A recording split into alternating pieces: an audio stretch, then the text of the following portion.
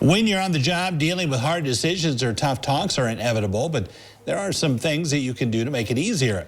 That was a focus of Cornerstone of Hope counselor Joe Earl, who talked to the West Central Ohio Safety Council, talked about what goes on inside of our brains when we're faced with tough tasks and discussions and the skills we can use to make those situations more manageable. He says whatever the issue you need to tackle, you need to start with a little work on yourself first.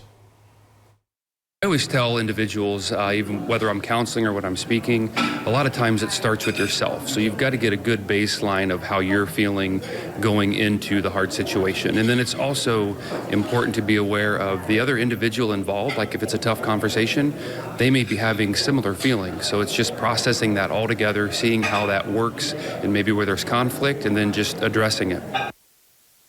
And like a lot of tasks we do in life, they become easier with practice. So I would say, yeah, the more you do them, the easier it's going to get. An analogy I use a lot in my counseling practice is shooting a free throw. The way you get better is that you practice. So it's going to be the same thing with doing hard things. You need to be honest with yourself as you approach it and acknowledge that it is hard. But also when you do well, reward yourself with that. But also when you don't do well, be able to have that growth mindset where you can look back on it and go, okay, so where can I improve and what does that look like? Earl says people can adjust their mindset. How we approach these obstacles can neurologically change us to make us better at these tasks.